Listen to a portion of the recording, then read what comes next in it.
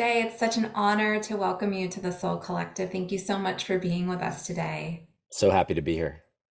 Yeah, I have to share a little bit of a backstory, which is that, before I come into each year, there's a word that kind of comes forth in terms of an area of focus. And for me, this year, the word has been ceremony. Mm. And I was really excited when that word came through, was just really understanding how to create life more as a ceremony. And I feel like here, especially um, in America, which where we're recording this episode, this is something that's missing. And I love how you're bringing it into everyday lives and, bringing forth such beauty and celebration with rituals. I'm going to share a little bit about your bio before we dive in, but you are an award-winning queer author, artist, ritualist, teacher, and internationally known for morning altars, which is a practice in nature, art,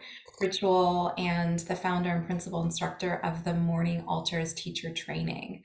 So much goodness to explore in this episode. I just want to welcome you again. Thank you. Thank you for that. Yeah, morning altars is my bread and butter, and I'm also banging the drum about a ritual renaissance in the culture right now. I think we Interesting. need more ritual. I Yeah, couldn't and agree more. and a couple of years ago, when the pandemic first started, like kind of like 4 months into it, there was this really interesting moment where like all these mainstream media, like newspapers and magazines and radio shows like the New York Times, Harvard Review, the Wall Street Journal, they all had headlines that said, "We need more rituals." And I was like, huh? We must be in really dire times if the Wall Street Journal is pleading for rituals, But and we were. There was a lot of loss happening, That's so and we needed, yeah, go for it. Yeah, that's so interesting. Growing up, and I know that your background is or ancestry is Jewish, and My one side of culture, yeah. your culture, yeah. My mom's side of the family is Jewish, and my father's from India, and so they have very like diverse backgrounds. And one of the things that I think was challenging is that there wasn't really, even though that both cultures have such like rich rituals and celebrations, it wasn't really infused because there was such like a big gap there. So it's like kind of like this remembrance of like getting in touch with and learning how to celebrate. And so I love that you're bringing this forward and making it accessible to people. Thank you. I think part of the achieving a ritual renaissance is reclaiming ritual for the people. And, just as in terms of like how I believe about creativity, it's like famous artists are not the only ones that could be creative. Like we're all creative. Every single person listening to this podcast is a creative person because you've been created. So you are creative, no matter what you do. It's just a shift in mindset. And I think the same is true for ritual. I think religions have claimed it. I think certain cultures have claimed it. I think certain people have claimed it as the like the ones that can do ritual, but everyone can. It's just a pivoting. It's just you just have to turn towards certain times of your life or certain times of the day and just make it sacred and do something to make it meaningful. Yeah, and it's interesting that you bring this forward, and I feel like through my own journey I can relate to what you're sharing, but there was a time, I'll just be like totally transparent, where I really wouldn't fully be able to connect with what you're saying. And for me, this was a time more when I was in corporate America, and it was more of like just this go, go, go, like really Yeah, fast-paced energy. sure. And it's like who has time for that? Or like I Yeah. don't really even know how to access that or create the time in the sacred space to be able to drop in and experience the joy and pleasure that comes from that. You're raising a really important point because corporate America is really focused on growth and speed and productivity, and ritual has like absolutely no interest in that. Ritual is about slowing down, reflecting, and making meaning, like productivity. But here's the thing, the people are working in corporate America, it's actual people.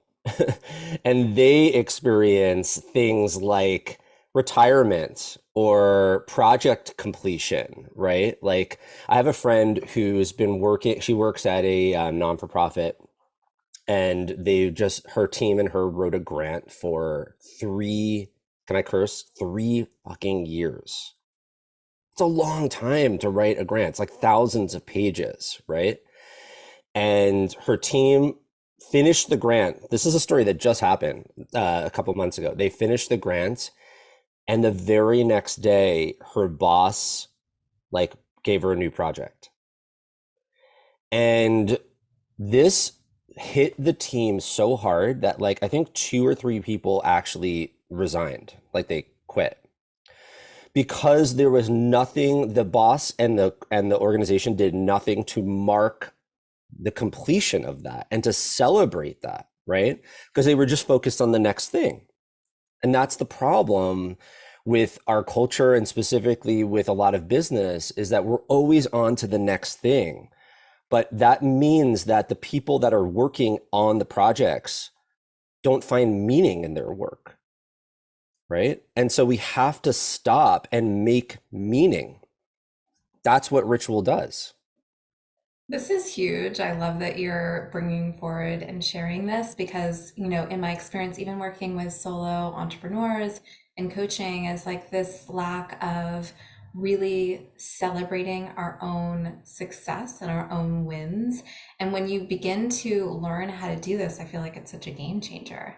It's a game changer for many reasons, specifically because it makes you more resilient, it makes you more connected, it allows you to remember why you're doing it in the first place, right? I think so much of the time, this is true for business and this is also true for like families. So much of the time we keep doing something and it becomes like familiar, or it becomes like autopilot, right? And we forget why we even started in the first place. We forget why we're doing it, or we forget like why we married our partner in the first place, or we forget like why we said yes to this. And we have to renew the yes. You have to keep renewing it, right? That is the whole point of like birthdays. That's the whole point of New Year's. That's the whole point of like, in my culture, we have our New Year's in September. That's the whole point of like passing through these milestones, is so that you can renew your yes to life. You keep on forgetting why you said yes to begin with. Mm, that is so beautiful. And I'd love to unpack and explore, like, maybe how to infuse some of the rituals into our day to day, whether it's partnerships, whether it's life, whether, business. But I just first want to ask you, we talk about astrology a lot on the show. I don't know if you're familiar with any of your astrology. And I'd also just love to hear how this would Oh birth. yeah, an astrology. Oh, I just taught an astrology course at Esalen Institute in California, doing my ritual, nature, art, and ritual work with astrology. So yeah, I'm very familiar. Oh, that's so fun. I love the combination. So yeah, so what is your big three? I am a Scorpio sun. I am a Sag rising, and I'm an Aries moon. Hmm. Those are my Okay. big three. Yeah, love that. And how did morning altars, how was it birthed into the world? Like, what was going on in your life at that time?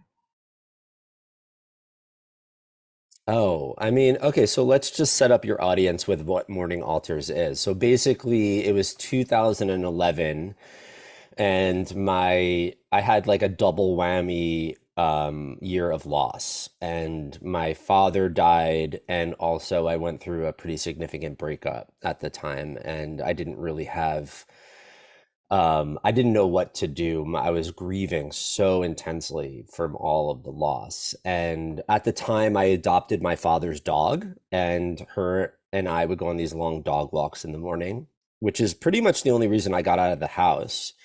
Um, and she would be curious like a dog, sniffing at things, and I would be kind of with my head down, lost in thought, basically. And along the way, she would go and run up to certain things on the street, like, a really beautiful, like a beautiful bark on a tree, for instance. And I would like look at it and wonder at it, like, wow, this is so pretty. And then I would kind of fall back into my head. And so the story goes that basically we would climb to the top of this park near my house in Northern California.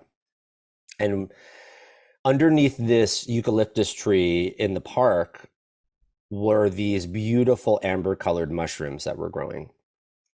And they were glistening in the morning dew. And I was so taken with how beautiful they were that I like sat down under that tree to look at them. And then I don't know what caused me to do this, but I started to arrange them into a shape. And I put them in, took other objects like eucalyptus bark and eucalyptus buttons, and I started to create more shapes and more patterns with it. And an hour went by like it was a minute. And for the first time in like 7 months, I was not completely overwhelmed by my grief. And so I thought to myself, something is here, something magical is here. Can I come back to this spot for 30 days, collect stuff along the way, and sit under that same tree and make something symmetrical and beautiful out of found nature objects? And I did. And each time I made it, I like dedicated it to my father, or I dedicated it to the relationship that I had broken up to, just as a way of honoring that. And 30 days came and went, and I did not want to stop. And it's been 12 years now, as a daily practice of going out and exploring my neighborhood, collecting material, and making an impermanent piece of nature art as a way of honoring myself or honoring the relationships in my life. And something happened along the way where, like, I think a couple years in, it's just took off on social media, and people all over the world started to do it and send me photos of what they made.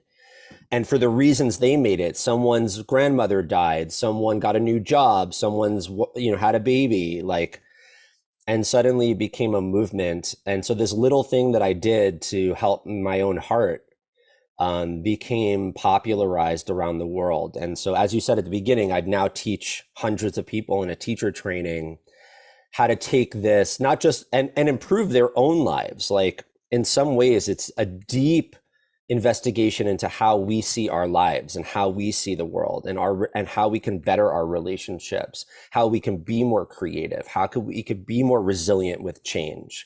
But at the same time, I'm also teaching people how to bring this back into their communities and teach other people how to do it. So that's my foundation, and I've been doing that for 12 years. And last year, I wrote another book called Hello, Goodbye. And that book is really about this new mission I have, which is to bring more ritual to people. Wow, it's amazing to hear that story, and it must be so beautiful to see it flourish It's into amazing. a movement. And yeah, you do have an incredible Instagram. We'll definitely link to that in the show notes, but Thank it must you. be really, so gratifying and such a incredible feeling to allow people to connect more with beauty and ritual and see that being shared in such an incredible way. And I just go back to your story. Animals are such, A Oh, sorry, you cut off. yeah, I was just gonna say when you Sorry, you cut off. I didn't hear what you were saying. Yeah, I was just gonna say back in your story, animals are such incredible guides and messengers, and it's, yeah, beautiful to see how your connection with your dog at the time led to this discovery. Yeah, she was really the little creature. She was like my little guided creature who like was like, don't sit inside and, like fall apart. Like, come outside, go outside. You can do it. Like, come on, we got to go. And she really was the one that helped bring this into the world and brought me into it. So I love I that. miss her. Yeah. Yeah, I'm so curious to ask you, and this might be a long question, but it just piqued my curiosity when you were talking about like combining this ritual work with astrology. Like, how would one even go about doing that? So I did a workshop with Heidi Rose Robbins at Esalen a couple months ago. She's a well-known astrologer, and we focused a lot on rising signs and moon signs. And part of what we were trying to do was to unpack, like, what is it? Like, what is, for instance, my rising sign is Sagittarius, right? So we were trying to unpack, like, what does that mean? Like, what does it mean to be a Sagittarian rising sign? And in a way, because astrology is working with the stars, we thought it's important to also work with the earth, and to build a bridge between the earth and the stars. And so a lot of what we were doing was looking to nature as like a keeper of secrets, that when we like explored nature with the intention of discovering more about our signs, that nature was actually whispering to us more information. And so we would go on these forages to try and like find clues, and then we would come back and create these morning altars in order to bring forth and bring into our awareness kind of the fundamental qualities of the signs, so that we could see it and embody it. Because I think a lot of astrology is kind of conceptual, and it needs to be embodied both on earth and in our physical bodies and with our hands, for instance. I love that so much. What a beautiful way to like actually tangibly make Exactly. it visual And and ritualize it too. visualize it. Yeah, and have like that beauty just, kind of just tangibly there to connect with, and also to like to connect with the elements when you're out in nature and like bring those into your altar space. Yeah, I can't see your background right now, but I'm actually really curious. I'm sure you have a lot of beauty that surrounds you like in your day-to-day life, and like what It's are all some here. I have feathers around me, and lots of shells and lots of beauty. Yeah. like rituals that are non-negotiable for you in your daily routine? Yeah, I'd say I do a ritual every night and every morning that's very easy and something that was inspired to me by my own culture, by my Jewish culture, but because I'm an artist, I like to do twists on it. I like to reimagine it and it's kind of like I've been given a recipe and I like to like reinvent the recipe. Which I think we always need to do with ritual, by the way. And I wrote a lot about that in Hello Goodbye. Like, we need to reimagine and reinvent ritual. And so one of the ones that I do is um, at nighttime, sometimes go to the end of our day with like holding a lot of things, thinking about a lot of things, worrying about a lot of things. Sometimes, myself included, I've had insomnia where it's like we're in bed thinking about a lot of things. And so this ritual is about the first part is about letting go. And so it's very simple. I just wash my hands 3 times before bed. Not as like a cleaning, but well, as a cleaning, but not cleaning of my body, more cleaning of my mind. And I ask myself, what are 3 things that I can leave behind from the day and let go of? And I wash my hands 3 times. And then the second part of the ritual is in the morning. And I have a glass of water by my bed. And I don't have it there as like normal, like gulpy, I'm gonna drink water. It's more of a ritual water. And I take 3 sips of the water and I ask myself, what are 3 things that I am welcoming today? What are 3 things that I want to receive today deeply? And it's very simple. Water Water's not a big deal, but it's the magic is in taking these things and making them into symbolic action, actually doing symbolic action. The washing is symbolic, the drinking is symbolic, it's representing something. That's where the magic happens. And it's like the best way to come out of the day, and it's the best way to come into the day because it carries a lot of meaning for me. Why do you think, when we hear about rituals and routines, like they're so often, cornerstones of either the morning upon waking or, going to bed? Why do you feel like these times of day are so significant? Because I mean, this is the big thing I talk about in my book. That's why I named my book Hello Goodbye, is because they're transitional parts of the day. And as people, as modern people, we don't transition well. We're like we get really like scared or worried or anxious because we're having to come interface with uncertainty. And like when we go to bed at night, it's like there's more space and there's more time to think and there's more time to worry, and it's a transitional space. And the same thing with waking up in the morning. It's a transitional space. And that's why the most important thing to do during transitional times is to ritualize it, because that helps you remember what's important. If you don't ritualize transitional spaces, most likely you'll fill them with thoughts, and the thoughts become like worry, or they become like doubt, or all of these types of thoughts that we've all experienced, and they're not helpful. They actually harm our lives. So filling those spaces, actually pivoting towards ritual in those spaces, brings more meaning and really more understanding and more sanity for those transitional times. Yeah, and as you're sharing, I'm just feeling this of connecting and being more in the body as opposed to in our minds, and day-to-day life, like whether we have our devices or we're checking our email, it's like very much can be in the mind, but rituals get us back to the sensual pleasures of life. Like I feel like this like Taurian energy of like connecting with the senses, being in the body, Yeah. Yeah, definitely. I mean, as a Scorpio sun, my which we love Taurus energy, like it's very compatible, Taurus and Scorpio, right? It's on the axis of, Exactly. yeah. So, and Scorpio's also looking for depth and meaning.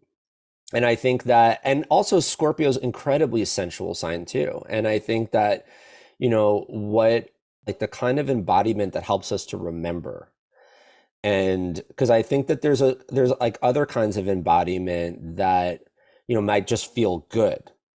And I think this is an embodiment that helps us to remember. And it's the remembering where we can really, in some ways, come back together, like to come back to be whole again, Because I think just being alive, it's like we forget and we become scattered and we like feel broken some of the time and like all of those things, and we need mechanisms to help us be whole again, and ritual and ceremony is the like most ancient technology that can do that in every culture. Yes, yeah, it's so powerful, You hear me banging the drum. yeah, and this It's is really why. important. Yeah, I mean, and I just this year started to facilitate sound healing ceremonies, and sound is such, beautiful medicine. But again, like you are in ceremony together, there is this element of being in sacred space, being in a circle, being in community, Exactly. And for me, like I always love to like bring in the senses, like bring in flowers, roses, and color, and but something that you said that I really want to explore is this idea of reinventing, like making it your own. But can you Yeah. tell us a little bit more about that? Sure. In many ways, I called Hello Goodbye, the book I wrote, a cookbook, a ritual cookbook. And um, and I think that the reason I called it a cookbook is because in some ways we are passed down recipes, right? Like I carry like my mom's mandelbread recipe that has been passed through generations, and I love making it I love making it for my family. It reminds us of our childhood, that kind of stuff. Um, and rituals work in the similar way. They get passed down through cultures, right? Like in my Jewish culture, we've been doing some rituals for 4,000 years. That's a fucking long time. And some recipes, like my mandelbread recipe, I like to reinvent it, right? Like so like I live in California and I it's important for me to use local food. So I use local almonds. And I love chocolate. So I put in chocolate chips into the recipe. And like I make it mine because like I'm the one who's doing the recipe. Like it needs to taste good to me, right? So rituals have an adaptive ability, and it's really cool. Like you can take a ritual that's been passed down and you can reimagine it. And some of the best rituals that I've ever experienced have both of those qualities. They're both remembered and reinvented. Now, in the book, I also, I really warn my reader about, like, for instance, cultural appropriation, because it's easy to like see another culture's ritual and to want to like steal it, or want to borrow it or want to take from it, and I really warn my reader around doing that. However, it doesn't, like, I also want to acknowledge that like most of us are hungry. The reason we appropriate things is because deep down we're hungry for the meaning of what we see other people experiencing. And we're so, in some ways, like sad that our own culture doesn't give us those things, and so that is really where I lead my readers and my audiences to consider themselves as artists and creatives, and that rituals can be created. They don't only have to be passed down. You can really generate or renew your own rituals and create them and use them as something that's meaningful for you or your family or your community. um, and so that's the really beautiful thing about ritual, is that they're adaptive. You can make them up, you can have them passed down, or you can do both. They're very queer. Yeah, it's interesting in hearing you share because it's like I can feel that for you, cooking is a ritual. When you talked about walking in nature, just like gathering stones or gathering like leaves or something like this is a ritual. However, sometimes we could maybe be in the frame of mind or, the energy where that is like just something that we're doing, right? Like we're doing the Yeah. dishes. We're like, Mhm. I gotta go, Yeah. I have to cook this meal, right? As opposed to making Yeah. it like a ritual. Yeah, I think that I have a section in the beginning of the introduction of Hello Goodbye that says rituals are not routines. And it's an important thing to learn the difference of those. So if you can allow me to just share the difference. If you look at the word routine, has the word route in it, route, which basically suggests that routines are looking to get you from point A to point B. So when we have like bedtime routines, right? Rituals have no interest in getting you from point A to point B. Rituals are looking for you to have more meaning. They're looking for meaning and remembering. So if I'm making food, the goal isn't, for if I'm ritualizing, for instance, cooking, it's not about like getting it done. It's about how can I make this more meaningful? Does that make sense? It does, yeah, and it's such a great area of exploration because it like is about the energetics of how you are in your And intentions. yeah, and the intentions, like how you are in your body, is like really making space to like bringing it back to the very beginning of this conversation is like, are you making space to celebrate? Are you making space and intention to be in ceremony?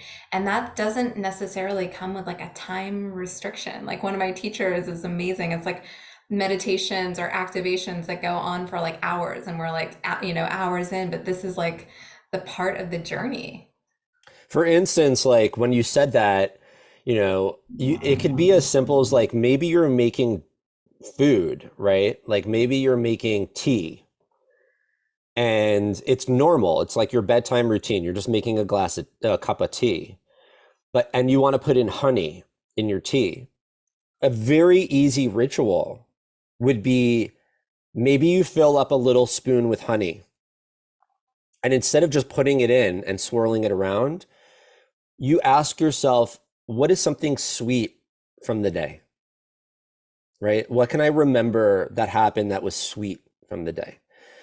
Just orienting like that, just asking yourself to remember and intend on remembering, you just transformed like a very normal experience into a very meaningful experience, right? Because you're pulling something that may have happened that you totally forgot back into the whole. You're bringing it back in again, and that's the magic. I just made that up, but like that's so easy and accessible and so helpful. My God, it's so helpful to remember those little moments. Yeah, and I feel like as listeners are like tuning in and feeling this frequency, it's like, how do you invent? How do you create like your own rituals? If I may, I just would love to share something that's been really transformative. Like I mentioned, flowers. And in sound ceremony, I always bring roses and then I'll give them away to whoever is in. Uh, I just missed what you said. You're giving the roses away? Giving the roses away to whoever's in class, and then whatever's left, I'll bring home. And then when they're like on their last leg, my partner and I will take the roses outside into our garden and like with the petals, offer the petals into the land and share something either that we're releasing or an intention that we're like calling in. It's become this beautiful ritual and ceremony that we do together. I love that. It's beautiful. I don't know when this podcast is being released, but I'm doing a very new and exciting course at Esalen in California in June on ritual crafting and really teaching people what are the basic mechanisms to craft your own ritual. Why should you craft it? How do you craft it? When can you craft it? So it's like teaching the fundamentals of cooking, basically, but ritual cooking. Oh, that sounds amazing. Is that offered online or is it just all in person? The Esalen one's in person, and I will be next this coming year. I'll be doing courses online. Yeah, that's so fun. I Yeah, love that. And it like really brings through the element of creativity because it's being creative, of allowing, to access that own. And I know you as an artist, I'd love to hear, I'm always like curious to explore this, is how you like really bring in more creativity into your life, like especially maybe if you're feeling more like in your left brain, how do you access more, or if you're even writing or whatever it is. yeah. I would say, the fundamentals of my work in the world, like if I had to define three things that give me purpose, it would be nature, it would be being creative, and it would be meaning making or ritual. Right? And these are the three things I teach about in my training. And this is like the fundamentals of like my purpose. Like if you took those three things away from me, I'd be like, this doesn't make sense to like live anymore. Like they're so important to me. And so whenever I need to feel creative, I usually look to those two because creativity is one of the three. I usually look to those other two. So like if I want to be creative, I either go into nature, right? And I like creative than nature. Like you want to like be inspired by color, look at like autumn leaves. My goodness, like those are amazing, or like you want to be inspired by movement, look at a waterfall. You want to be inspired, like everything in nature is just so inspiring to me and allows me to reconnect with wonder. And then the other thing that I do if I want to be inspired more creativity is meaning making and ritual making. Um, making something with my hands. For instance, like right now I have one of my best friends is about to give birth in a month and a half. And for the last 3 months, I've been making her baby a baby blanket. I've been knitting a baby blanket. And like to me, this is not just like knitting a baby blanket. Like I'm infusing it with meaning, right? Like I'm creating something new, but it's also very much a ritual blanket because every stitch and every knit and purl in that blanket is me like thinking about my friend and thinking about her baby and thinking about the times that we had together and and praying with it. And so it's a very meaningful blanket. And it's like, it's kind of the intersection of being creative and being meaningful, you know? So I think those three things for me are like what give me a lot of purpose. Oh my goodness. What an incredible gift that you're creating. I can like Thank you. feel the energy of that and the intention that's being infused into it. And that's so beautiful for all of us to really connect with the intentionality behind whatever it is that we're creating. And one of the things that I'm hearing as like a potential block, and it kind of goes back to something that you shared earlier, is like around like, well, I don't know if I'm getting it right, this idea in us of like, well, I don't know, like I really want to do this goddess ritual or connect in this way, but I'm not sure like how it goes. What advice would you have? Well, I think, for instance, in my teacher training, a very important part of what we do is we come together for a weekend and we talk about being creative. And we talk about like the impulse to be creative, the fears about being creative, the need for a certain kind of radical fearlessness when being creative, and all of the pitfalls that prevent us from being creative. And I think that the big lesson that I teach my students around creativity is that it's alive. Creativity is alive. And I've made many things in my life I would sit in front of the screen and like nothing, there'd be nothing, right? So there was like no guarantee. And then when it flowed out of me, I was filled with so much gratitude, right? And like, oh my God, this is amazing. Creativity is so alive and it really asks us to treat it like we do with any living thing, which is like we have to feed it and we have to take care of it and we have to like house it and we have to like, and like if we don't do those things, like it doesn't come sometimes and like, all of that. And so I think that when it comes to ritual, it's not that dissimilar. Ritual is alive, which means that if just because you do it doesn't mean anything's going to happen. Like I've been a part of so many rituals where like it never got off the ground, like it didn't do anything. And then I've been a part of so many rituals where it did. So there's a lot of mystery when it comes to ritual. And I think the important thing is to approach them with that consideration. Like this may or may not happen, but like how we bring ourselves matters, right? That's Like how we show up matters. What we're wearing matters. What we're like the gifts that we're giving matters. The like our language matters. How we treat each other matters. Like all those things matter when it comes to doing ritual. hmm. That's so interesting. I love that. And curious about like what you were saying because you were saying that like at one point it wasn't flowing, like you were sitting in front of your computer and there was like a block and then you found that it just was able to flow forth. Like were you able to somehow like get yourself out of the way, like and what are like some of the common fears or blocks around creativity that you have found? I'd say like the most important thing for me being creative is consistency.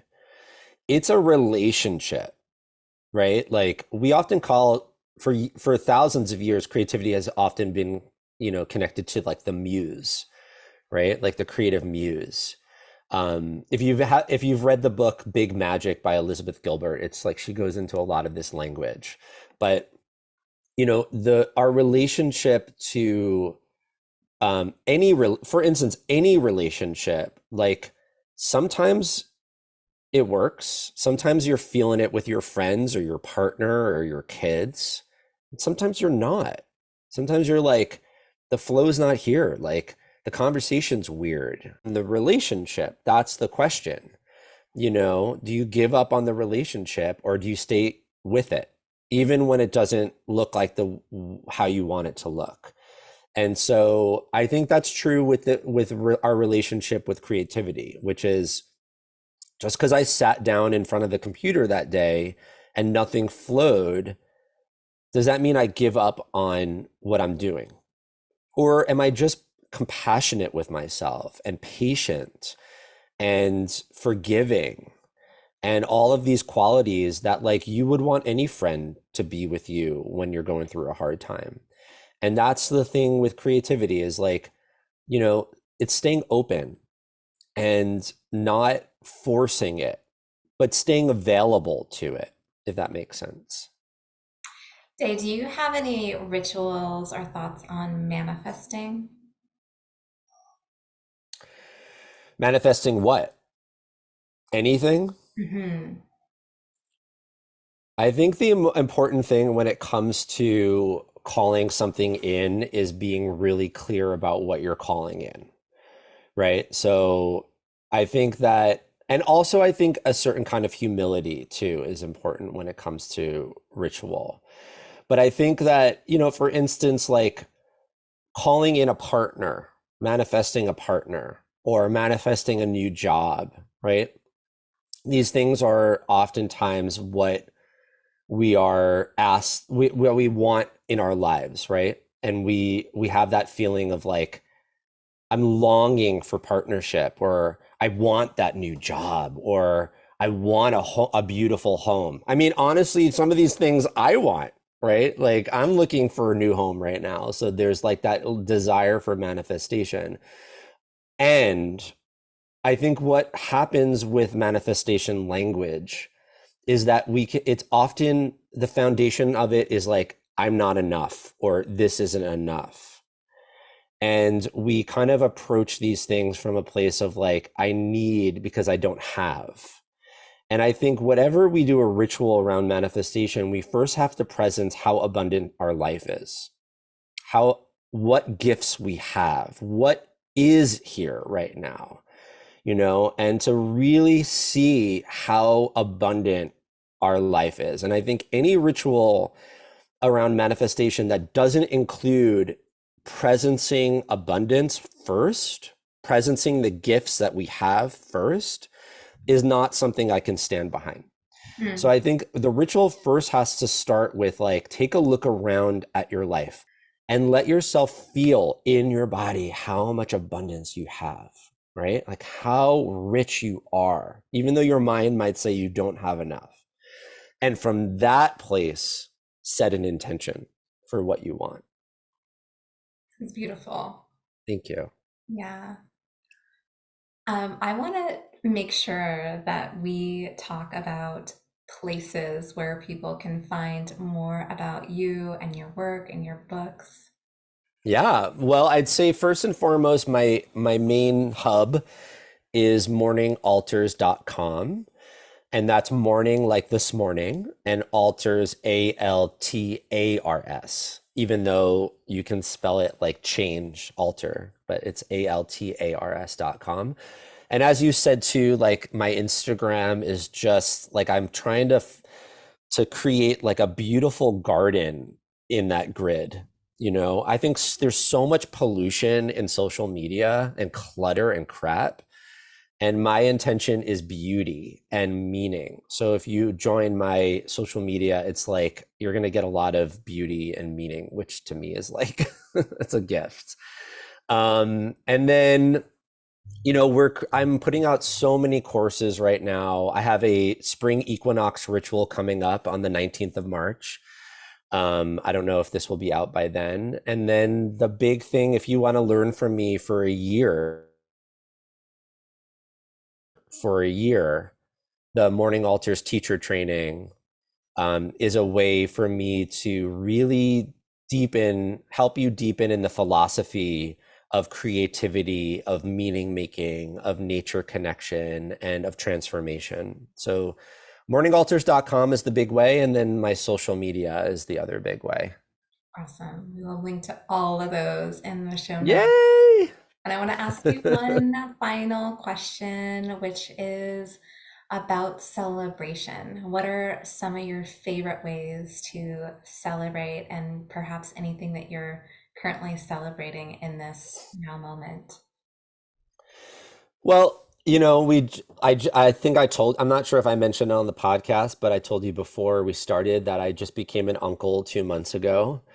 And so we are celebrating this, and this is my first, I only have one brother, and this is our first baby in the family. And he's like this big. And last night he slept on my shoulder for an hour, which was just the sweetest. And when my sister-in-law was in labor, um, and I was at their house watching their dogs, I made an altar in on their kitchen table for him and for her, and put candles all over it. And each candle I lit, I presenced a family member that I wanted to be a part of this experience, even the ones that had passed, like my father and my grandparents. And so one thing that I'm really celebrating is his arrival into the world.